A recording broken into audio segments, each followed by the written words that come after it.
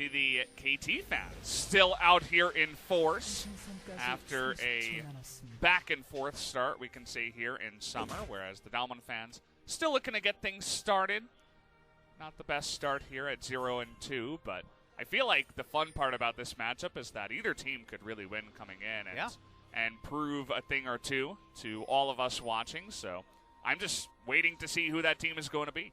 It's one of those things where bringing in Prey, we talked about it so much in spring, the Prey to KT meme and consideration. As the sweeper star from Score, we'll get actually a little ward kill here and might actually be relevant for the level 2 ping. Snowflower's walking up, doesn't know. Snowflower doesn't know. He's going to turn it around here, though. Nice amount of damage from Prey, but Snowflower takes the majority of the damage coming in. He should be fine, though, on that Alistar. But bringing in Prey was both the shot-calling AD carry and the upskill in bot lane that KT needed, but also insanely big for Brand. There's another nice trade comes on to Prey. Very active trading between Nuclear and Beryl. So that's why the fandom, I think, will never be denied. However KT does, people want to come in and see Prey. And while he's a legendary name, while almost all global fans will remember his contributions, his famous Ash arrows, etc., you have to also know this is a guy with hundreds of thousands of YouTube subscribers who has a really active stream. Just coming in and seeing Prey is enough to get people into LoL Park to watch KT. Absolutely. I mean, they've had a pretty rough start, but at the same time, tons of fans just filling out the entire audience already. And I wouldn't say he's been the absolute main carry of when KT has won, but he's been doing quite well after coming back in, so that is definitely nice to see. Just taking a look at some of the runes here before we do hop straight into this one.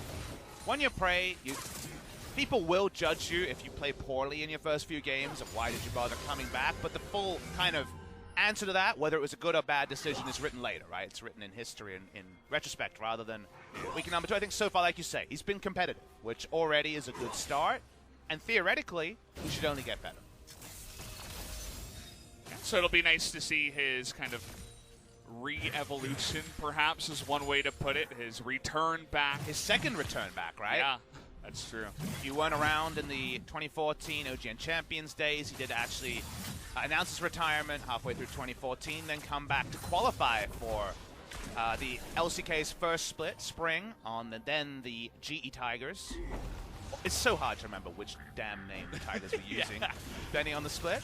The no releash of the blue buff there. I feel like that's different than usual, but Canyon's got a good leash on all the buffs on the Rift in this one. Is it possible the Blue Gromp has been doing some kind of introspection recently and now become more patient?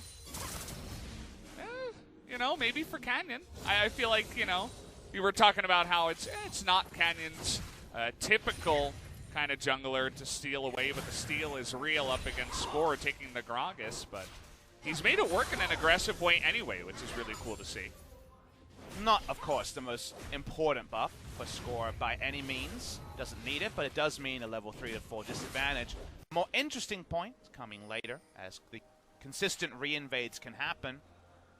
Akali actually really does like blue buff. She's kind of the Zed school of these energy champions in that she can spam her Q with basically no regard for cooldown, but a lot of regard for energy. So energy regen is important there. Score going for the tricky gank path.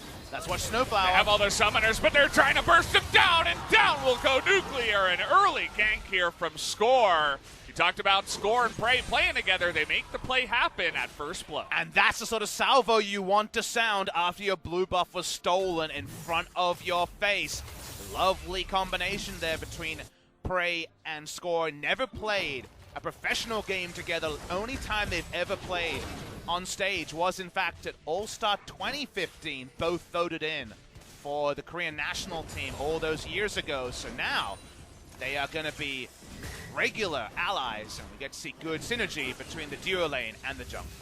Yeah, props to Snowflower, too, really quick on the mechanics to make that all happen. Knocks Nuclear up and makes it so that even if he does get his flash up afterwards, he's still going to take an immense amount of damage. So good communication and just a good start here for KT. Hands around. I believe he does spot eventually his top side. We know Noguri has priority, but that one's not going to force King out of lane. Canyon still sticking around, is going to smite that one down cheekily, but now has to flash away. So, kind of unfortunate. I don't think the 62 gold is going to be worth it. Went from cheeky to red-faced very quickly, actually, in that particular scenario. Nogari's quick teleport back to lane forces Kingen, who doesn't want to deal with Nogari getting a free full push. Going to get the replay here. Again, it is a very standard path for Score, but not scouted. And if you draft Alistair and don't go bot lane, you get a very angry Papa Smithy talking about why did you bother doing this? And I love KT putting a plan together. It's one thing drafting, it's another thing executing. When both things come together, it's a beautiful thing to watch. And Prey is just so... He's like in a meditation state, but oh boy, Canyon, you don't have your flash. What are you doing? Trying to come down to the Scuttle Crab. See you later. As Papa Smithy waves goodbye as he goes down. Bit of a mistake. He's going to get caught out easily there as BDD just rotates over and picks up the kill. It feels like it's 2018 again, because in previous years, you could always count on Score to put one of those young ruffian junglers who sprout up in their place. Tarzan kind of evolved to be that person in spring season. This year, Score, re-energize coming back in, is giving Canyon a lesson on jungle pathing, and Canyon would do well to write down some damn notes. Absolutely. It's definitely not the first time for him, but it'll be a pleasure perhaps to learn from Score here, as Canyon is returning actually to the mid lane just to clear out some warding and vision. We're going to have that Infernal Drake to start things off, so already a nice amount of action, maybe more than the fans were expecting out of the LCK nowadays, but I'm happy to see it happening here in Game 1. And we just want to know, what do we expect from KT Rolster and Damwon Gaming in 2019 Summer? We still don't have that information, and KT obviously, with Prey coming in, the idea is not just that the 2v2 should be better, the shot calling also will get an increase there, as Kingan's already had an interview where he said just hearing Prey's voice in the comms is making things clearer for me. And you could tell that a lot more resources were being dumped into bot lane and defensive kind of reasons in spring season, that it just detracted from everywhere. BDD wasn't anymore a mid laner of repute. Top lane never got a start. Theoretically, KT are freed up to do more cool stuff in summer, and speaking of cool stuff, they're on this Inferno. Yeah, they see Canyon up on the top side. Hexblast coming in here from Snowflower, trying to make it happen. They're going to knock up Canyon again, and see you later. We will have to wave goodbye one more time. Fate's call as they continue on and take down a second one. And now Barrel's in a ton of trouble here. Is going to try to re-engage, actually, as he's trying to make the trouble on the other side. But Infernal goes down as well as the 2 kills. KT even thinking about re-engaging here, but they will just take the win and back away. And even with Nogari roaming down and flash from Showmaker, they actually don't connect the dredge line, don't get anything out of it. KT get everything, and their decisiveness is absolutely a pleasure to watch. Oh, it's fantastic to see. You were just talking about Prey on the comms, and then he's like, okay, Snowflower, we're going in here. Probably Score had something to do with that as well. The 3 of them get started on the Infernal Drake. They make an amazing turn straight onto the Gragas, who still didn't have flash and is super squishy with that AP build, and it's a thing of beauty. And the turn here is surprising, because actually Barrel and Nuclear are walking defensively, and you just assume KT like, oh, they're not coming, we'll take the Drake. No, they know how strong they are. They know that Canyon, if he's the furthest forward, is free food. He's a Gragas with no flash, still for a couple of minutes, and they take him down instantly. The dredge line and Showmaker flash, of course, needs that dredge line to hit. Doesn't, is going to be dodged away from, and because of that, we get this scenario where KT get everything. And again, I come to the point that people underrate what it means to have a bot lane that always loses, that communities all over saying KT bot lane, where's Prey, where's Prey? You know, cold calling this AD carry who had retired, you know? That is a lot for young players, coaching staff, etc. to work around, Valdez. And it's something that KT never escaped from the shadow of what their bot lane was in 2017, 2018. A symbol of strength. Deft and Marta, laning gods. So having Prey and Snowflower is freeing them up to just have a lot of upticks everywhere. a 1v1 here. Even Kingan's happy to keep brawling with Nagori pretty early in the game. Yeah, you could see what he was doing even as the lane was crashing earlier on. He didn't even try to push. He was like trying to challenge in there. And now Showmaker, without a flash, is trying to do some damage here, but gets assassinated by BDD. And the train keeps rolling here for the side of KT, already up 2,500 gold. Feels like a KT Rollster advertisement. This is like a KT Rollster VOD that you show to fans and say, how could you not support this team? Look at how dynamic and aggressive we are. Yeah. Score finds the flash, perfect engage, they turn onto the Rift Herald. Perfect game pace by KT. And it looks like they're trying to keep that up here as they do go over to the Rift Heralds here at 11 minutes, looking to get even more. Little bit of a help, some leash there from Nuggery, very nice. Comes on over, and that's going to be the Rift Herald down here at 11-10. And decide which lane he wants to go in and try to push that gold lead even higher. So far, Kingan going CS for CS with the lane dominant Jace. Nice look there. Don't need to talk about the jungle matchup. You know who's winning that one. BDD being able to follow that up with plenty of kill involvement. The CS in the mid lane is advantage Rise, but that's the only meaningful kind of on-paper priority lane to CS lead that we're seeing in this game. And there's kills all across the Rift. Kingan's watching as all of his youngs, all of the older players here who, of course, had success on other rosters, have popped off. So everything going perfectly for KT, both imminently and as the game goes on. Especially early on in the game, obviously Rise is going to try to harass this Akali as much as possible, and we saw actually a lot of good trades that did go his way, but the extra kills and assists means that it's going to be BDD with the streak and with the gold lead in the mid lane. So got to be feeling good about that. Pretty much every lane is doing quite well, and already KT have come out here and made a statement in the early game. Then when Gunblade comes in, as we know, Akali, a different animal, back now. Gunblade is done, so the timer has been hit, and it's often a weather the storm till this item comes in and everyone else gets their core done. This is win and then get that core in, and now KT can kind of have their cake and eat it too. Blog about it. They're in a really good spot here to just unleash their power on the Rift, and Damwon actually just kind of want to pull away and catch up in terms of some of their effective items, because we got to the point where KT's going to start looking menacing. It's early, and it's just on KT to smash and grab whatever they want.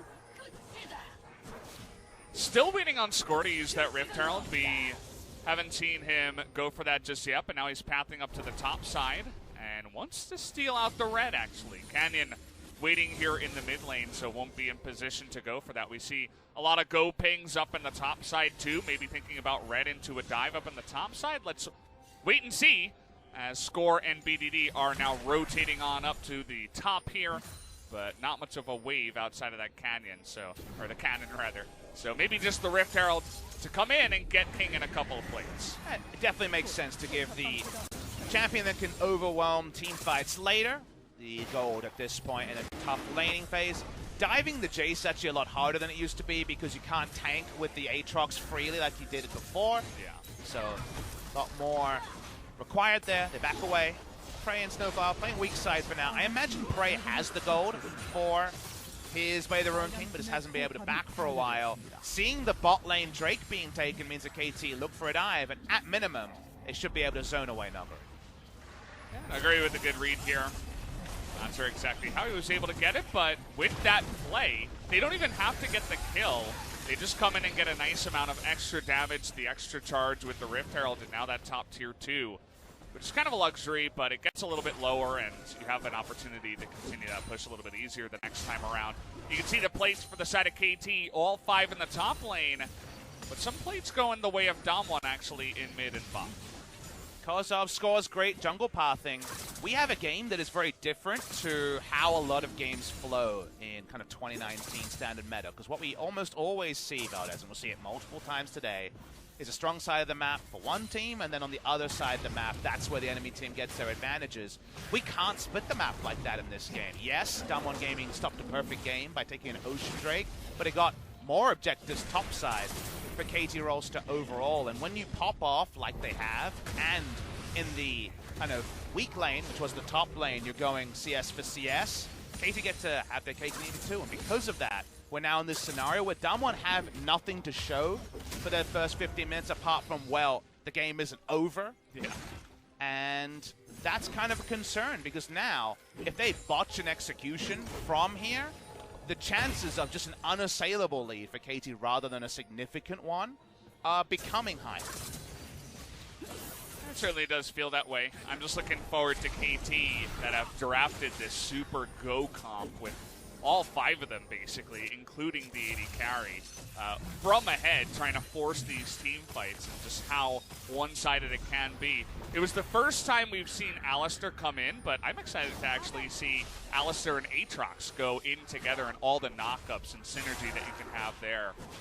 It's going to be a thing of beauty if they can actually set up that 5v5. It's hard to draft Alistar in the current meta. There's few matchups that work for him. If you try to take it early, you get a Lux or Yuumi and your life sucks. Even in the Tahm Kench can be an answer. There's so many different answers that it required a draft like this, where bot lane was taken second round after a lot of picks already locked in, and there were support bans from both sides to really allow Alistar to kind of poke his head back out. But it's always kind of a welcome sight because he's a flashy champion. Yeah. Laning phase level 1 obviously is not big, but the moment Alistar's kit comes together, especially with a Kalista to either help him or give him a get-out-of-jail-free card, engage is flashy. So it's nice to see the return of the cow, even if we shouldn't get used to it. He just has that kind of kit that as long as his numbers aren't totally awful, he's going to be around every once in a while. As now in the jungle here, Score, he's looking to really teach a lesson here to Canyon, but he gets him low, the stopwatch there. But BDD trying to help him out, but the extra kill goes his way, and fights on both sides now as Nuclear's going to go down. Ingen trying to go 1v3 over here on the left side, but it's not going to get the reset. 2 for 2 so far as Showmaker leads the charge, but here's Snowflower. Snowflower putting on a show even, as it doesn't look like it's actually going to go KT's way. Damwon able to take down 1 and the cow on the backside to get an extra 2 on top of it all. All right, there's KT crashing down to earth a little bit, over pursuing and not going as a team, not backing up. The top side there means that Score dies early, and then it's kind of the dominoes, one by one, entering the fight late. BDD couldn't fight with the Kalista in this fight because the ult was already down and they weren't actually able to turn around a fight that looked like Kalista be primed to turn around and finish off those lower health members on the re-engage. The re-engage decision was off. The aggressiveness that Score opened it with couldn't be matched by his duo lane, so definitely some mistakes on execution from KT. It's not a flawless tight ship just yet. Definitely felt like they were really looking to press that go button again. A Score gets, you know, the good start here on Canyon at least. But the moment that we're using BD's first charge of ult to get over the wall, try to finish off kills, and Prey and Snowflower aren't responding, things are very disconnected. And if you notice, Snowflower, Prey, BDD going over walls to try to kill the Sivir, while Kingen just ints in the backline, goes in like his old Aatrox and not playing the new kid at all. That's a disconnect between members after the disconnect between the duo invading on the top side, and enough of those disconnects and Damwon Gaming will just kill you where you stand. Bell doing a great job to proc that stopwatch as well at the exact right time, but the mistake had already been made here. Now this gives Damwon a chance to come back in the game just with one play. They're only down about 1,500 gold. Still the lead here to KT, but definitely a small crack in the door has been opened. Drake will be taken by KT, so matching Ocean, not obviously the biggest significant objective to discuss here, but at least good news for Damwon. Now that the game is evened up a bit more, they have time to throw Showmaker into top side, take an unanswered turret. So these are the trades of objectives that weren't guaranteed. If you don't botch your execution from ahead, like KT had, when your item spikes are there as well, you have to botch for Damwon to actually be able to trade objectives. It should have just been KT getting everything. Now, they were able to build up that sort of a spot from a strong early game, so now it just means it kind of goes back to kind of 55-45 normalcy. That still does favor KT, but Canyon is kind of the one that's bailed out the most because his poor start might have just been the real reason they were not competitive in this first game against KT. There's now the chance with just 1,000 gold between the teams that the right cask could be the re-entrance of Damwon Gaming into game number 1. though even though there are some glimpses of greatness and the fantastic start that KT had, we always talk about the most important thing for a winning team is consistency, right? You need to come out here every day and be good at all steps in the game. You can't be Jin Air where you get all the first bloods, but then you fall apart in the mid-late game because your macro's not quite up to par. So KT gonna have to change something up. We'll see how they do here as the game is going to crest above that 20-minute mark. Talk about how Nuguri is not obeying the recent meta trend on Jace. No mana mute on the Jace in this game's double lethality. Very Nuguri approach to the game. It's the most immediate power. It means his siege is going to be overwhelming if he does group with the team. And he's just good at killing. There's not going to be a lot of armor on Kingen outside of the Ninja Tabis. In the early game, it's going to take the GA timing, you'd think, for the first Chain Vest to come in. So because of that, Nuguri definitely does plenty of damage if he's present, and pushing in and roaming to be there first is something a Jace should be very adept at doing. Lots of go pings here for Damwon Gaming. Barrel's been leading the charge in the bot lane, but now as 5 is going to be leading the charge in the mid lane as they're looking to take down a turret, but TP will be forced here by BDD. Snowflower was looking for that engage on the left side, but it's read very well here by Damwon. We're going to back after a nice chunk of damage on the mid lane turret. Good set piece play from Damwon. They had the control on the side. First push, as we mentioned, and you want to siege with blue buff, double lethality Jace. EQ went wide the first time. They should now know that Kingen's close. The poke lands on BDD. Here we go. Barrel's going to start it up again. A Cask actually creates so much space here, but it's only Snowflower in the middle to take any damage. So Damwon saying, no, that's not who we wanted. The dredge line is also going to fall short of Kingen. So a nice try at an engage there by Damwon, but they're not having beef tonight. And we're starting to see where this KT lineup feels a bit less veteran status, where they're trying to trip up, because these team fights, to be clear, once it gets out of kind of skirmishing, where obviously Rek'Sai has a huge advantage, it needs to be Kingen and Snowflower. They are the engaged duo where Snowflower starts and distracts while Kingen tries to get that first kill and everyone piles in. But so far, Kingen and Snowflower have been on opposite wavelengths, so we're seeing defensive Fate's Call, or the ult wasted by Snowflower before Kingen manages to achieve anything. So, speaking of skirmish though. Score trying to make this one happen again. Goes in for the ult as Barrel is trying to save him. And he's actually going to get away. That's a fast Jace to run away, but Barrel is going to have to pay the price to save his life. Nice escape by Nuguri, but still the first kill. Much more of a skirmish than a team fight, so Score able to shoulder the load that he's not able to in those 5v5s. KT can push down, they can take an objective. Damwon take a loss, but only a small L. We're definitely not capitalized this time. It doesn't actually seesaw a Baron to the side of KT roster. Yeah, just the bottom turret here, as now they're looking for a little bit more in the mid lane. A lot of defense pings by the side of Damwon to try to get on over here. So, yeah, just the kill in the turret, but they do open that lead up to at least 2,000 and get some more items here. You can see a lot of control wards being bought up by the side of KT, as maybe they'll prepare for some of these objectives. The mountain coming up in 20 seconds, and it looks like both teams want to make a move towards that. Can Nuguri be the inflection point on this game? Big CS number, going for a full damage build, should always have at least priority, maybe not kill pressure, onto Kingen. He's going to try and be that side lane raid boss that he is on the team for. But KT, they group up here. Again, pushing in the mid lane against the Sivir is going to be tricky, but the right engage will cut through. Damwon Gaming is the right part that they're still working on for KT. Yeah.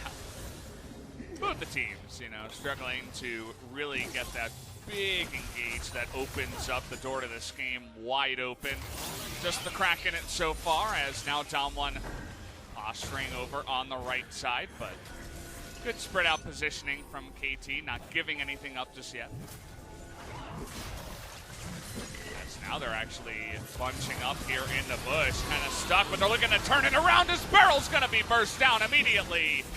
No real way for the entire team of Damwon to get in there and actually help him out. Support's actually tete-a-tete, but Snowflower's got an oak button, he's got the ultimate, he's even got the Fate's Call, so Feral just kind of dies in the front line there. A bit curious. The side of Damwon. That's going to be a free Mountain Drake. Doesn't have to mean a Baron, though. And speaking of Baron, Damwon Gaming can at least prep around that area. Starting it, that'd be a little bit bold. Yeah, not yet. Maybe if they were able to pick up a Mountain Drake instead of the Ocean Drake, but even then, would have been hard, as now KT, after their bit of a mid-game oopsie, have been able to get a couple of nice things under their belt afterwards. But we just can't give them the benefit of the doubt yet. They still have to earn it. So even though KT, when we talk about where we said they would be strong, they're definitely still in that window. Even though they had a really good early game, you know they could lose this game. Damwon Gaming could still win game number 1 because KT have no kind of benefit of the doubt on locking out games from ahead. So because of that, it still feels like there's nervous energy on both sides because no one right now is kind of thinking about game number 2 just yet.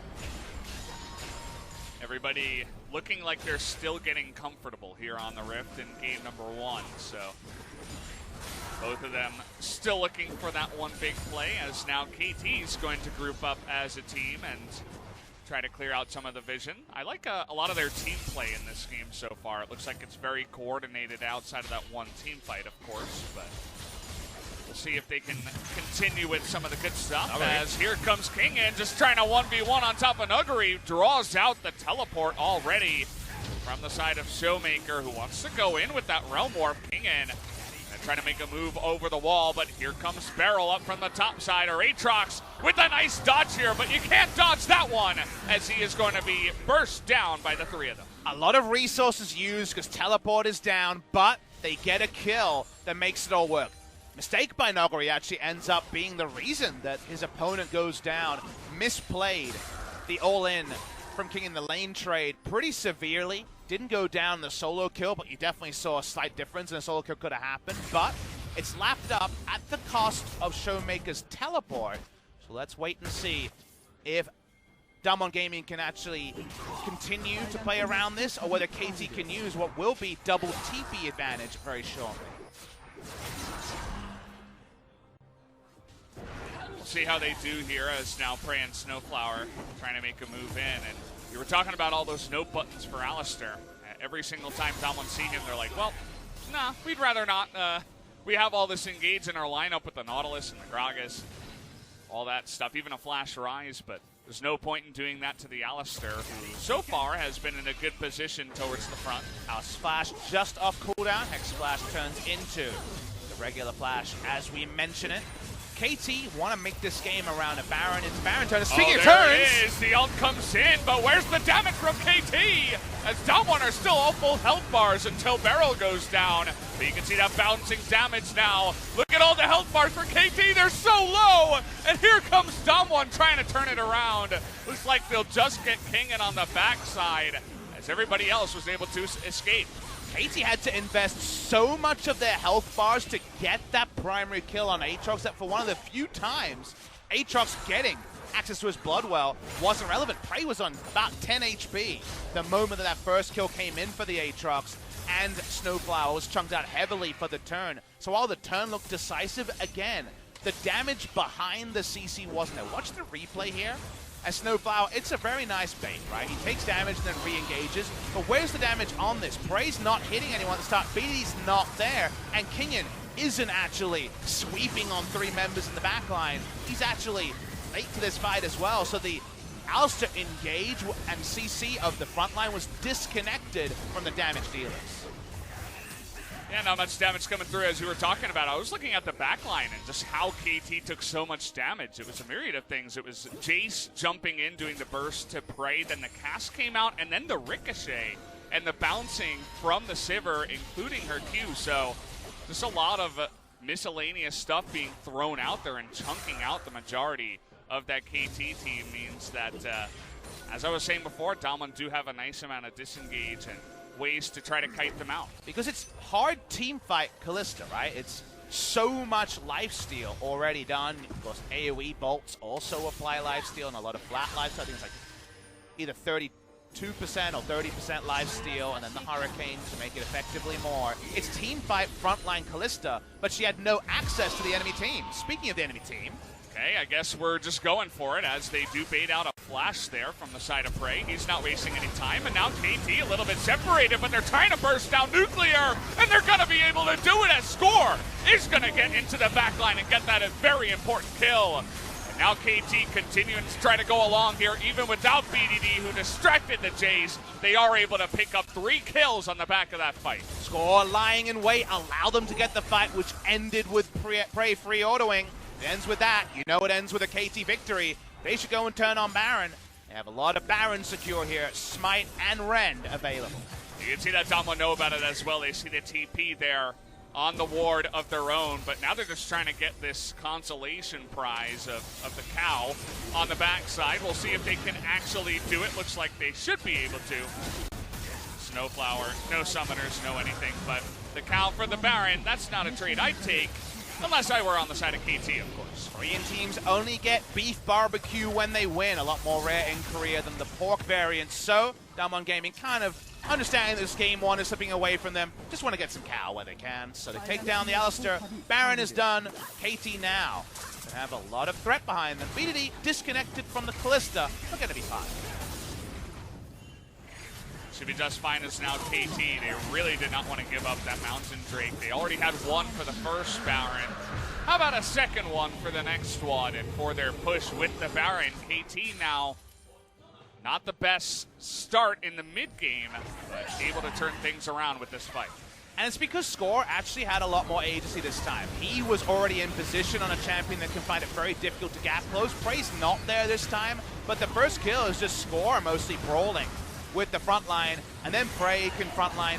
At this point, both teams actually want to play, especially the AD carries, in very close quarters because it's Hurricane and then just Sivir who fights with the tank line anyway. Only Jace is trying to buy space. Everybody else wants to hard engage, and, well, the timing there, a lot more on point, the side of KT. They've got the Baron now.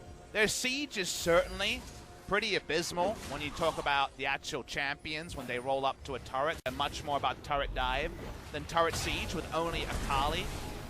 So it's Callista for a ranged champion. Yeah. They can play multiple lanes, but they're not choosing to play top lane with the minion wave so far out. So they're going to try to walk up here.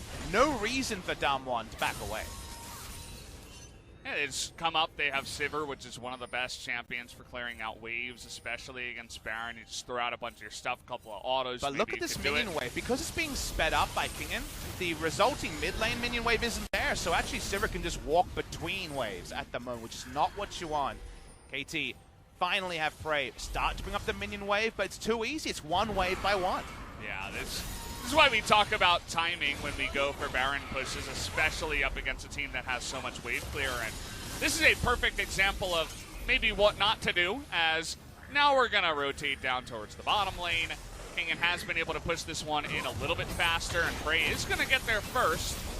So a bit of damage does come out here. Thinking about getting into that back line if Damwon did stay, but they do pick up that turret finally. A lot of coaches would definitely go back and VOD review this afterwards and talk about, okay, you guys can see this lane state. Either you send someone to the mid lane wave, recall, and just bring up a wave faster, because of course the Baron minions walk faster, or you look at it and say, even that's not going to work. Let's play 3 lanes to start and then make it about 2 of them. But the disconnect there wasted a lot of Baron time. They definitely won't be breaking base on this first Baron. Hey, think about what they've taken on the Baron. I think it was the one mid-tier turret, or the tier 1 turret, and the bottom tier 2. They are trying to make something of their last amount. Here we go. But here's the engage, looking for Nuclear again. He is going to be able to flash, but BDD is going to assassinate him in the back line. And that is what they wanted all this time. They're going to get the 2.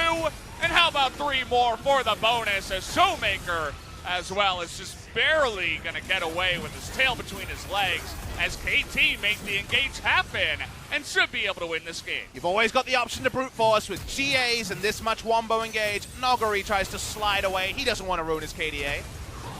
Well, I guess we're going on a safari here, just trying to hunt down the Jace, and now they're going to go for the push. They run out of the Baron, but the dead timer's not super long at this moment. We'll see if they just take the inhibitors and back away. Pretty sure KT could have taken at least Nexus turrets, but chasing for kills means it might just have to be double inhibitor.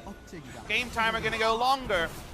post 35-minute victories after an early game like this, nothing to really hang your hat on for KT. Definitely an interesting moment there where it definitely would have been close if they had just let the Jace go and recall and then be there to try to help push against non-Baron minions when they're trying to push this down one lane to end. Maybe this is just the safer play that you would have wanted to go for all along, but let's take another look at the replay here. Full all-in from the Alistair, who has ult and also Callista ult potentially disengage. Prey can't get into the fight at the start because he's hit by the death charge. If you watch Prey's health bar, it's so amusing because he falls so low, but then has so much lifesteal. He's pinging up and down, hundreds of HP. He got that Bloodwell so he could get into the backline. It was always going to be a KT win, but this is where, after this moment, they could have adjusted and gone back to the minion wave. They didn't. And the cost is Nexus turrets, maybe Even not Prey. the game end. Even Prey from the mid lane is like, I'm not going to auto down any of the buildings. I'm going to walk all the way down and spend all this time trying to kill the Jace. It looks like a team that hasn't done much winning this year. Winning and then trying to kind of internalize what that means. And getting KDA up and all these things when it's connected to smart pushes around waves is fine. But in games like this, it means the clock will continue to drag. The 36 minutes here, with how the game started for KT, is a cause for concern if you want to start ranking them up the top. But I think KT just want to win games. They're not concerned about how pretty it is. They're not concerned about where they are in the power rankings. They just want to win games of League of Legends, and they still are on the precipice of that, at least for game number 1. Well, we are going to start up the Baron here with that Callista. It's going to take a miracle for Daman to get on in here and try to steal this one away, as there you go, the smite comes in and Snowflower trying to get in the backside is going to get the 2-man knock-up here. Depth charge there on a score, but the rest of the damage coming in as another big knock-up comes in from Snowflower. And now we got an Aatrox on the loose, thinking about getting in there. But a good spread from the side of Damwon as they're just trying to stay alive, but it's interrupted as Showmaker is not going to get out. BDD with another good interrupt there, as now Nuclear's going to go down. The rest of Damwon should follow. Super Minion's already pushing in the main base as the TP's going to come out. Nuclear is going to be the last one to die, and KT are going to push in for the victory. Just desserts go the way of KT. Their good early work allows them to close it out. 37.5 minutes for game number 1. KT rolls, so they play with their food a bit. They didn't get it all perfect, but